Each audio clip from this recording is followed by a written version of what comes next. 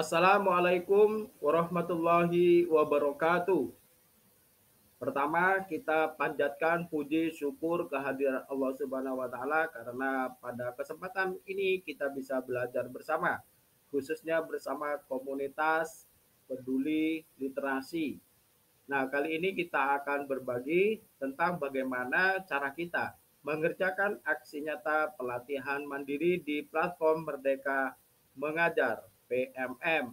Saya yakin Bapak Ibu semuanya memiliki akun Belajar ID, di mana dengan akun Belajar ID kita bisa ngapain aja, termasuk bisa masuk ke PMM maupun kita berimprovisasi di Canva pendidikan. Oleh karena itu, kita bersyukur bisa punya link atau akun Belajar ID secara gratis. Kita praktekkan nanti bagaimana mengerjakan aksi nyata di PMM menggunakan Canva. Baiklah Bapak Ibu, kalau sudah siap semuanya, pelatihan pada hari ini kita lanjutkan ya. Materinya sedikit tetapi pekerjaannya yang banyak. Saya Ali Harsojo ya, saya masih belajar menulis, baik menulis buku, jurnal, surat kabar, media online, dan juga spesialis menulis di web. Saya guru di SDN Pajagalan 2, kemudian banyak komunitas yang saya ikuti, termasuk saya sudah membangun komunitas di Bondowoso, namanya Gria Literasi Bondowoso. Saya juga ngedit buku, baik buku teman-teman maupun dari komunitas Bapak Ibu. Nah, kita lanjut. Ini hal penting yang perlu Bapak Ibu tahu. Sebelum Bapak Ibu mengerjakan aksi nyata, Bapak Ibu harus paham ini dulu. Bapak Ibu tidak bisa mengerjakan aksi nyata kalau hal penting ini belum dipahami. Nanti aksi nyatanya ngambang. Aksi nyatanya tidak tepat sasaran, ujung-ujungnya nanti aksi nyatanya bisa tidak divalidasi. Kalau tidak divalidasi berarti Bapak Ibu tidak akan dapat sertifikat. Nah, apa hal penting itu? Yang pertama, untuk memulai aksi nyata di PMM, Bapak Ibu menentukan atau memilih topik pilihan di aksi nyata. Artinya, aksi nyata itu sebelumnya mengerjakan modulnya, ya, modul sampai kepada post test baru aksi nyata. Dan itu pilihan Bapak Ibu. Misalnya mau mengerjakan di kurikulum Merdeka, profil pelajar Pancasila, kemudian di transisi PAUD SD, dan seterusnya, silahkan di mana saja. Kemudian yang kedua, melakukan aksi nyata sesuai dengan topik. Melakukannya itu ke lapangan Bapak Ibu, benar-benar melakukan. Kalau Bapak Ibu membuat slide PPT di aksi nyata di Canva, misalnya profil pelajar Pancasila, maka Bapak Ibu aksi nyatanya sampaikan itu kepada siswanya di kelas. Benar-benar presentasi, tidak hanya tampilkan slide, kemudian Bapak Ibu berdiri di slide, di foto dengan temannya, itu tidak benar.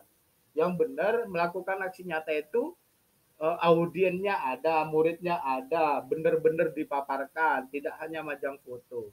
Jadi kita kembali ke kita sendiri, bagaimana kita jujur dalam melaksanakan aksi nyata itu. Jangan sampai misalnya seperti pelatihan kali ini, gantian foto di depan, dianggap menyebarkan aksi nyata kepada murid, misalnya, itu tidak benar. Kecuali hari ini kita akan melakukan aksi nyata kurikulum Merdeka, menyampaikan kepada rekan guru bisa memanfaatkan kayak gini.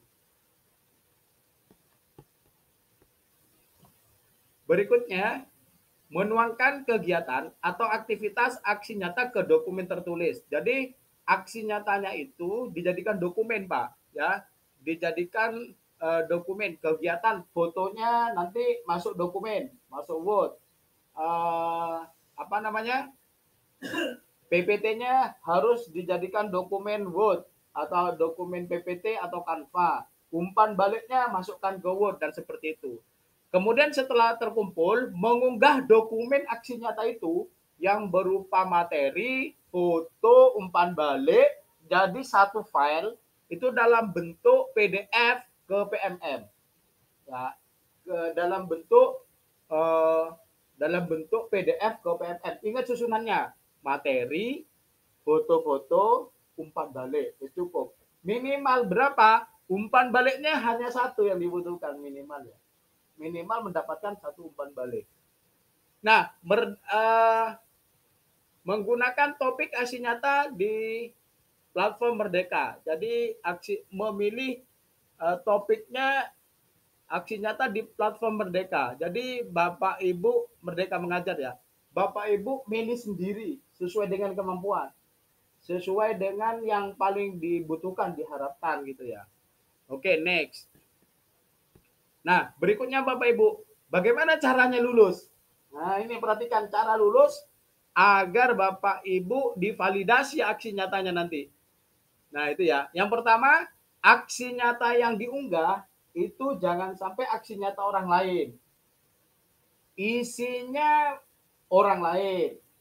Kemudian laporannya mirip dengan punya, deskripsinya orang lain, jangan sampai. Pak, saya kemarin cerita ya Pak, teman saya begitu itu kok lolos. Ya kebetulan lolos.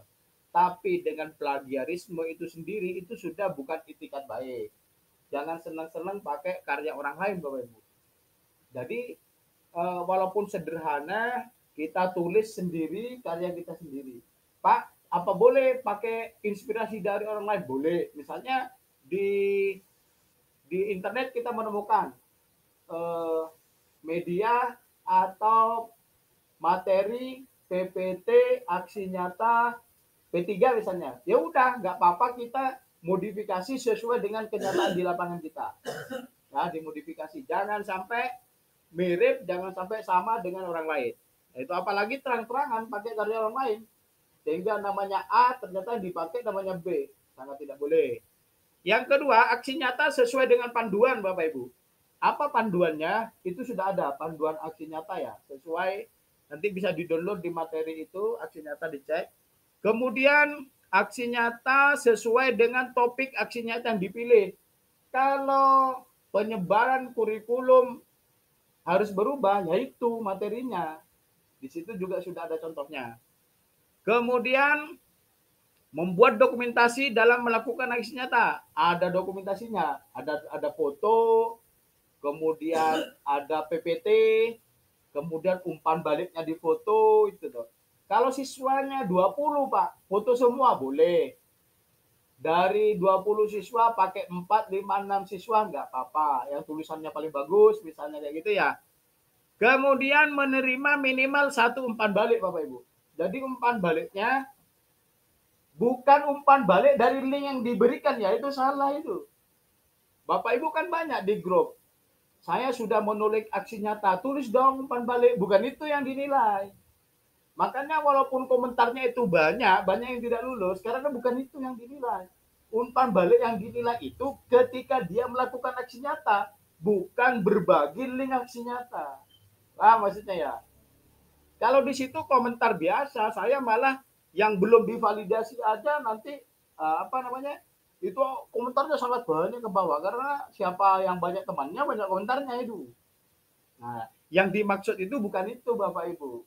Yang dimaksud umpan balik itu bukan komentar di bawah link aksi nyata Kemdikbud itu. Tetapi ketika kita membagikan video aksi nyata misalnya, kemudian mereka mengisi instrumen yang diberikan sebagai umpan balik. Teknik umpan balik itu nanti ada berapa? Ada 6 apa 7 kita tunjukkan nanti.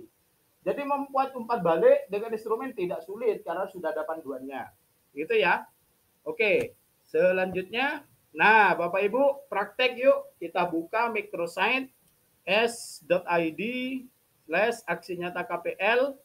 Di situ ada banyak materi yang bisa dilihat kapan-kapan. Mulai sekarang kita akan mencoba untuk satu-satu membahasnya sehingga kita menjadi paham tentang aksi nyata yang dibuat dari Canva sampai cara mengunggahnya. Demikian Bapak Ibu, materi singkat, tidak banyak, PPT-nya sangat singkat, tetapi prakteknya nanti yang banyak ya, yang banyak. Demikian dari saya sementara. Setelah ini kita tanya jawab. Untuk materi ini kita akhiri dulu. Selamat bekerja dan selamat melanjutkan.